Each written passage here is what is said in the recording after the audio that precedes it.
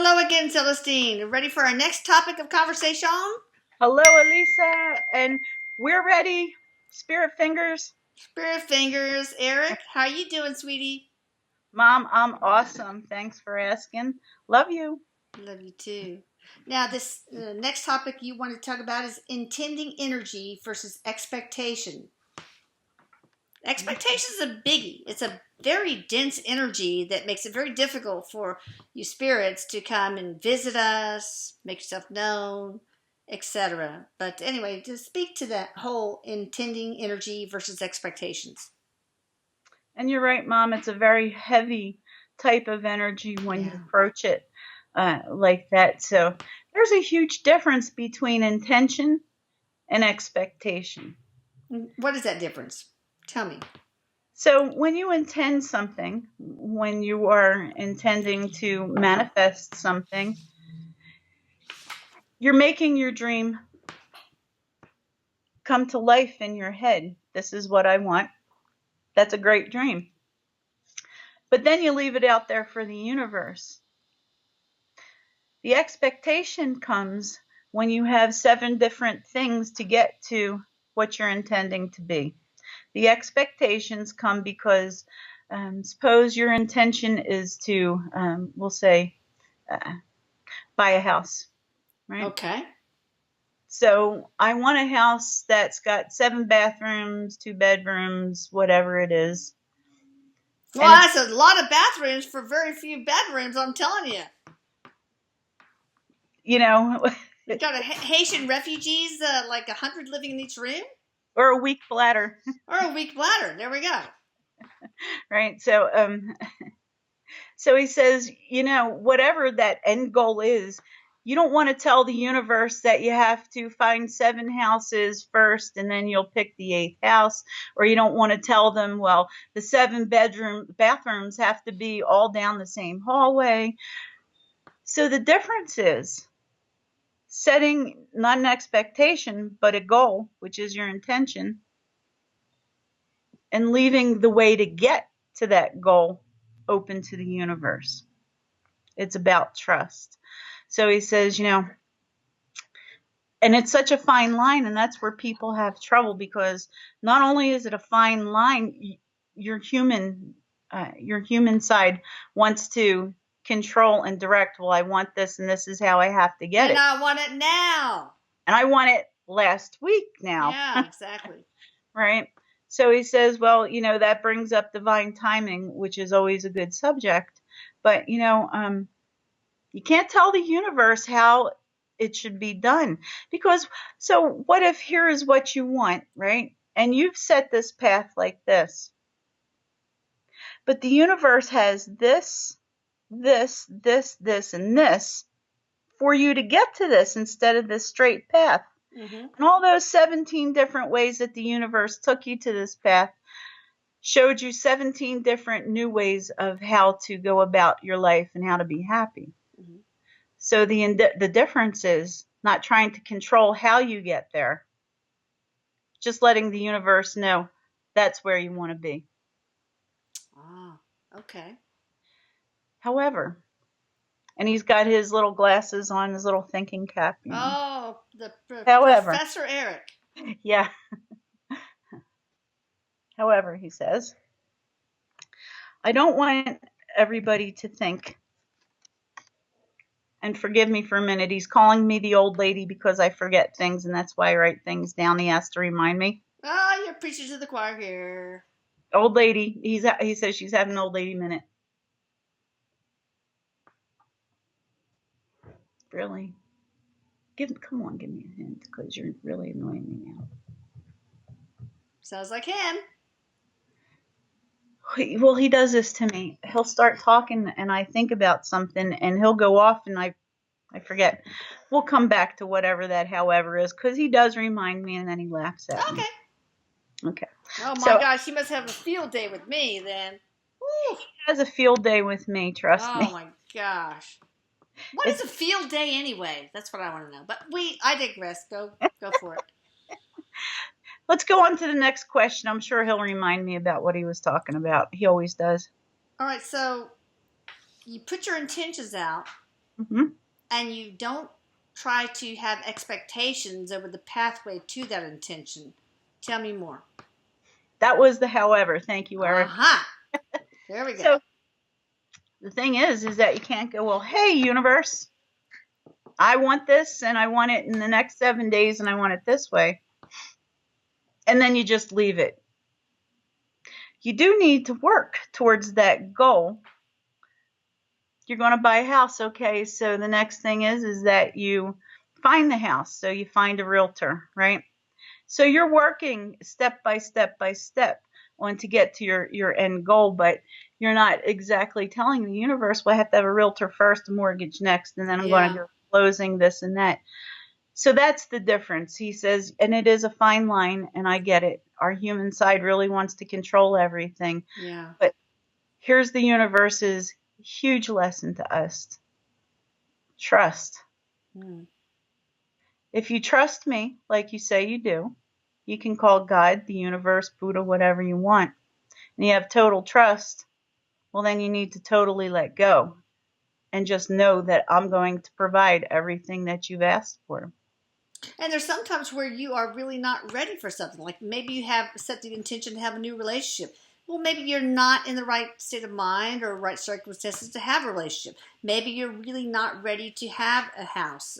So I guess you're saying trust in the universe to give you what you ask for, what your intentions are, but when you're ready for it.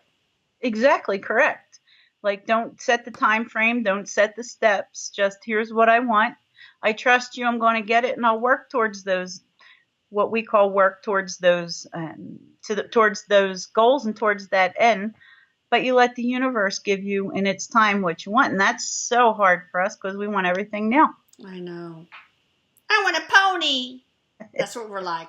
Us humans, we're spoiled. We are spoiled.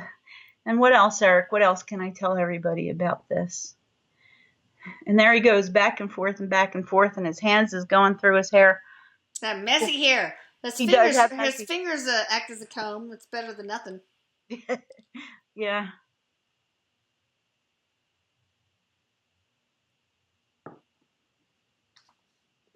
Sometimes I just watch him talk to himself. Oh, he could do that. He's a mumbler. He is a sit there and mumbler. talk to himself all the time. He says he's good with that. He says he's at least planted the idea of what intention versus an expectation is. He says, and that's okay for now. If you have more questions, Mom, keep them coming. I'm always great with questions. But these are things I really want to just touch upon and give people food for thought. Well, why don't you walk us through one example? Say I'm a person who's been in the company for a long time, and I feel like I haven't been given my due, and I really deserve a raise. Okay, so put my intention out there for a raise. Walk me through the steps that work to achieve that manifestation.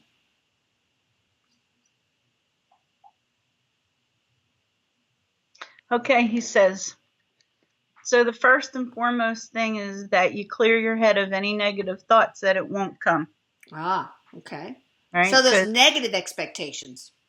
Right. He says clear out any negative expectations first. Well, that's hard to do. It's like saying don't think of a pink elephant. What the heck? Well, he says, remember that your conversation with yourself is a conversation with the universe, which reacts to the law of attraction. Okay. So if you're being negative and they're not going to give it to me, well, that's what you're going to get back. So that's why he's saying the first step is to clear that negative thought that it won't ever happen. But it's not just about thoughts, right? You have to feel. Yes. I mean, divorce yourself with the feeling that it won't happen. And that is hard. Absolutely, positively, he says. And that takes practice too. Oh, God, practice. I had to put it on my little index card of my to-do list. Oh, my gosh. Well, he says, the problem is we've been conditioned just our entire lives to be negative. This won't happen. And you associate those feelings with the negative experience because you haven't been conditioned to know that what you consider negative experience was actually a learning experience for you to Ah, move on in your life. You can't have everything you want and learn everything. It's just not the way it works. mm. Why would we come here if we know everything? Yeah, Right? exactly. We have work to be done. We have work to be done. So he says the first thing is to clear of all the negativity. Okay. He says the second thing to do, he says, Mom, you're good at this, is to write a list. Oh, I'm good at this, yes. I love my list. I have lists of lists. I love it. I even Yep. have a happiness inventory where I write down all the reasons why I should be happy, including Amazon Prime, okay? I Oh, love Amazon Prime. I love My that. latte, my cappuccino in the morning, whatever. I mean, it's down to the littlest detail. And I recommend that to all you guys. It really makes you have a different perspective on your life. But go ahead. And he's standing there like this, la la la la la. Oh, God, Eric. I'm going to put you in timeout for so long when I get my ass over there. I'm telling you. Well, and what he says about the good thing about lists are that it can almost be like a vision board with your list, right? Here's what I want. He says, but with the job, you list all your positive attributes, how long you've been there, how long you've been at the same pace, and everything that's positive. Yeah.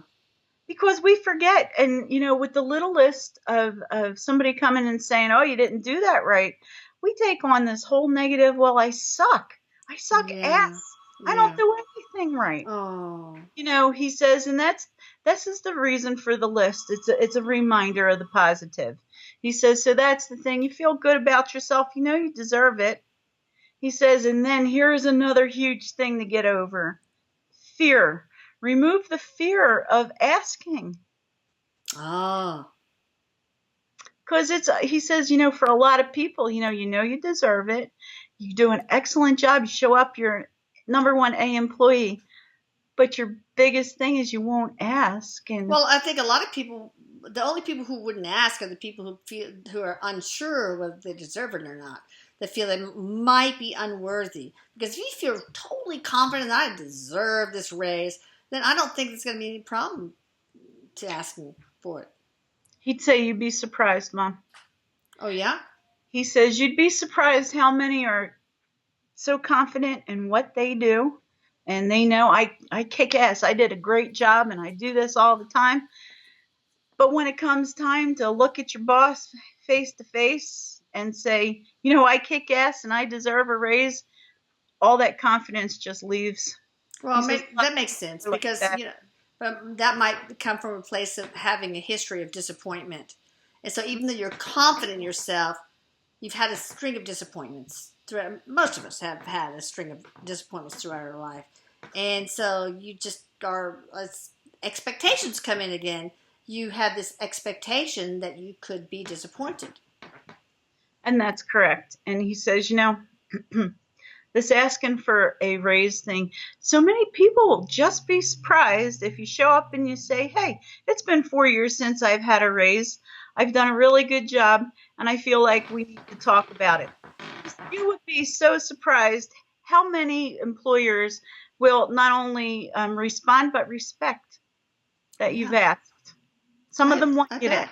I bet, And so, guys, do not let your history of disappointments, um, change what you ask for in life, basically. He says if you don't ask, then you'll never know. That's true. Anything else on intentions, Yes. intending energy versus Well, expectation? so here's what he wants me to tell you about expectation, because he's been telling me this for a while. And he says expectations lead to disappointments. It's true. Disappointments lead to disillusionment. Mm. So he says, so the expectation part, he says, is really something that if we can all release and let go of, we'll all start living a happier life. He says, he says, from this side, Mom, you wouldn't believe what beautiful fucking beings of light each one of us are. Each and every one of us. I know. It's awesome. If we could see that, he said, it would be such a different place. We kick ass. We kick fucking ass, Mom. There we go. Well, my husband has a saying, if you want to be happy, lower your expectations. And that's so true. Just, or let go, even better, let go of your expectations. That's what Erik just said. He said, let them go. Yeah. You'll be so happy and so joyful of what comes when you release your expectations, because so many people look for this one thing. This is what they expect. And there are so many great things going on over here. They And you're don't looking even see it. They don't see it. and you don't notice it. So And that's don't have expectations of the way other people are in your life, expectations for your future, any of that stuff. Just let go well, and that's what he's let things saying. happen. He's saying he knows it's hard. Oh yeah, it's hard because we're emotional beings and We're we're logical beings too. Our head gets in our way. All right, well that was awesome, Erik. Thank you so much. Thank you, Celestine. Appreciate it. Oh, love you, Elisa. Love you, Mom. Love you. All right, we're going to come back in a minute and talk about something cool. Okay. Bye. Sounds good.